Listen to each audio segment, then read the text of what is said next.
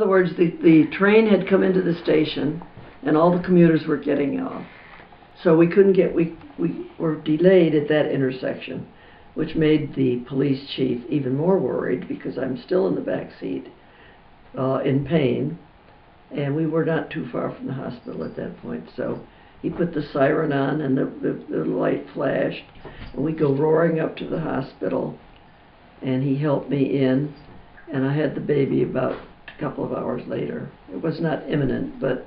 Did Nick come make it to the hospital? No, he just got home and found out. He did within whatever hours it took for him to get through the traffic, and of course nothing was happening. They got my doctor, and Ginny was born, let's say 10 o'clock at night.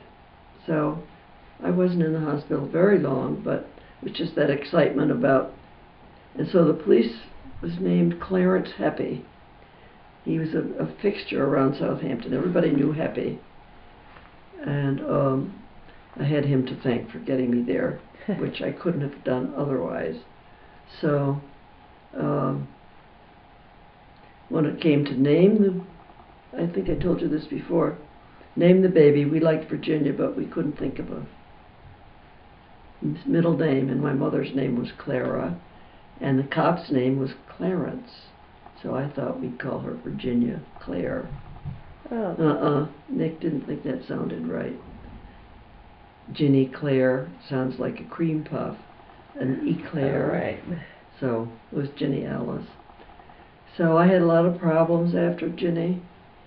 And one of the things that happened was that I was trying to make sure that Gloria wasn't jealous of the new baby.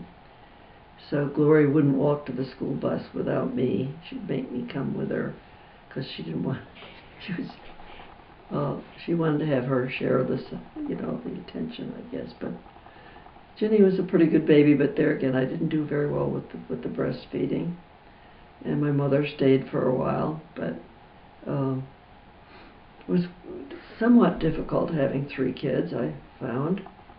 And I managed. Was Gloria nice to Gail? I made sure that they got along. They played together. Did Mom really try and give her orange paint? They played little games. They liked to do stuff that was creative. And tell her it was orange juice? I don't know. Is that when they told you what they told you? Mom told me that. Well, sibling rivalry it's called. Right. But I played games with them. I read stories to them. I guess I tried to do what I thought was best for them. But they fought. Of course, they argued. That's normal. But I couldn't understand that because I had no sisters or brothers myself. So I never had that sibling rivalry or the feelings of intense jealousy where you would be so angry at your sibling that you'd like to hit them or kick them or punch them. Right. I never had those emotions. But anyway, they survived. But as I say, we were never a finished house where we had everything in shape because we were still building but we had never missed a birthday, and the celebration, of course, was good because my mother loved birthdays. She'd either come or send things or send boxes, especially cute clothes, nice little ruffly pants or socks with little lace cuffs or things like that. So it's fun to have girls for that reason. Did you want girls or boys, or did you not mind? Well, I really never cared, but some of Nick's friends thought that if you couldn't produce a boy, you were less of a man, you were less masculine. Of course, that's not true. Everybody knows that. But did Nick think that? He was delighted with girls. He'd never cared. He really, honestly didn't. And he was more than happy with the girls. And he was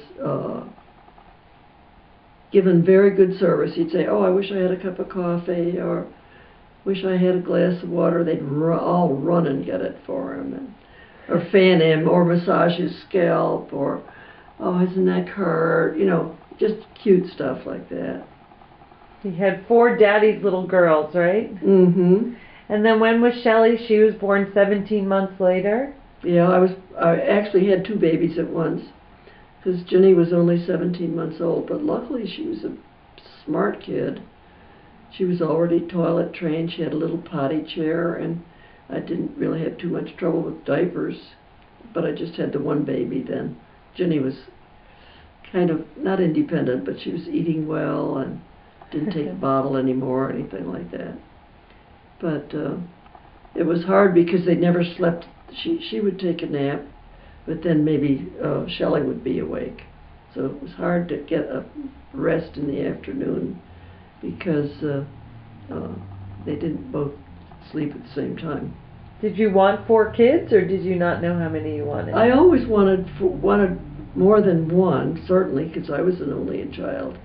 I thought the idea of having brothers and sisters or kids to play with, to do things with, would be great. And Nick always wanted 4 because he was one of 4. So I think if we would have had 5, we might have been happy with that. But he was very practical, and he didn't think that it was right to bring children into the world if you couldn't really do right by them, and that meant an education. Right.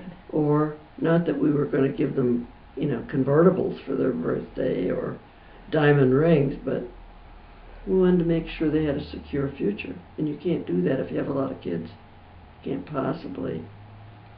So was there any story behind having Shelley? Because you had to go in the police car with Ginny, and Gail, you thought she was early. Did anything like that happen with Shelley? No, but Shelley was born at the Abington Hospital, and she came in May, so it was pretty nice weather. Ginny was born in December, so we had the problem with how do you dry the diapers? You can't put them on the clothesline; they freeze. And Shelley was born in May, so and the other girls could play outside pretty much. And the problem there was my mother couldn't come to help me because my grandfather had a greenhouse business, and in May, the busiest time is May, when people are buying what they call bedding plants or garden plants to plant. He was not alive at this point, though. No, but my Aunt May? Aunt Flora was running the greenhouse. Oh, okay. And so they had all sorts of things to sell, which in May they had what they call Decoration Day, which we call it Memorial Day. And so then people decorate the graves with flowers, especially the graves of soldiers, veterans.